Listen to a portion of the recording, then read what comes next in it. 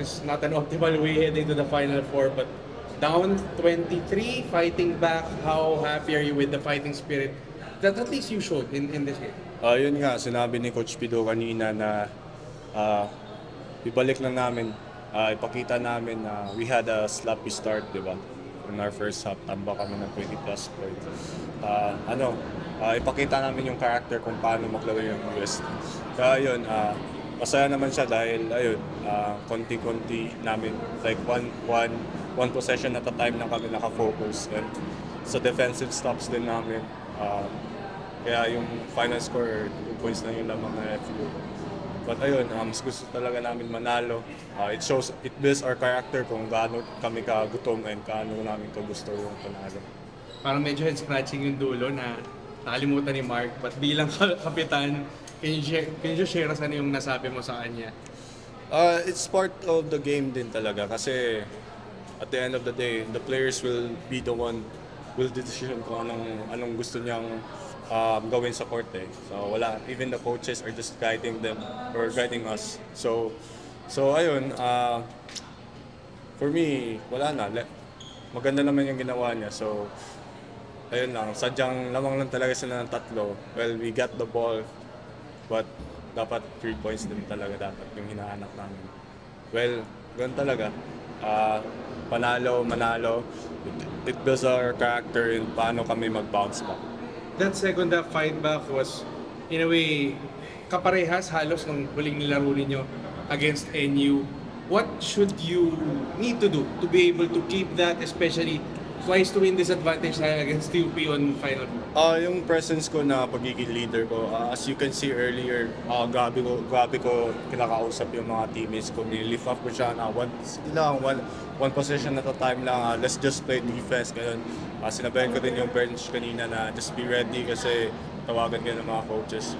Of course, yun, malungkot din talaga ako na di namin nakuha yung panalo namin.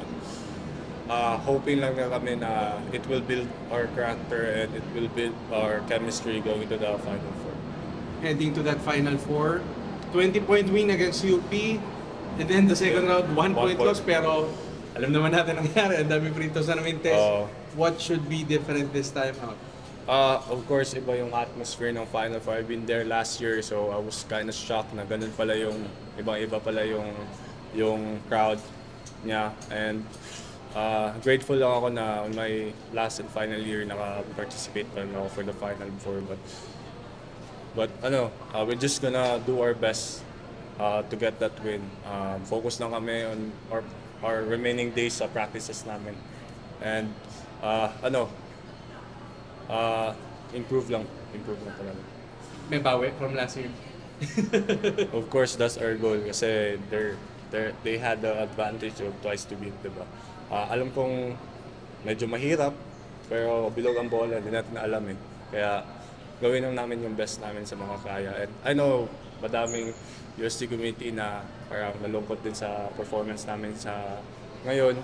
Madaming mga fans na who hated us sa nangyari ngayon. But it will, rest assured na po kayo kasi ganun talaga yung basketball eh.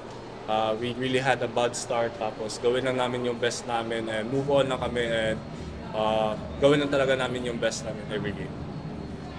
Nick, kanina nagsimula struggle talaga pati si Collins 2 points from na first 3 quarters. Ano lang masasabi mo rin sa pagbubuhat ni Jello rin? Tsaka of course, siya talaga yung mainit kanina eh. So siya talaga yung hinahanap namin. Once I attack din, hinahanap ko din siya take those shots. That's his shot. So heading to the Final Four, it will help him improve more din and maging ready siya for the match against UP. Para sa iyo yung X-factor para sa ma-overcome yung points to beat disadvantage. Sorry. Yung X-factor niya to overcome yung points to beat disadvantage against defending champion. Ayun, lang kami, focus lang kami sa defense namin. And even ibigay pa rin namin yung kung ano yung brand of basketball ng UST. Takbuhan, gano'n. Bigay lang talaga namin yung best namin. Kasi hirap din kasi magsabi or to have a statement na talunin namin sila kaagad eh. Dapat paghirapan muna namin.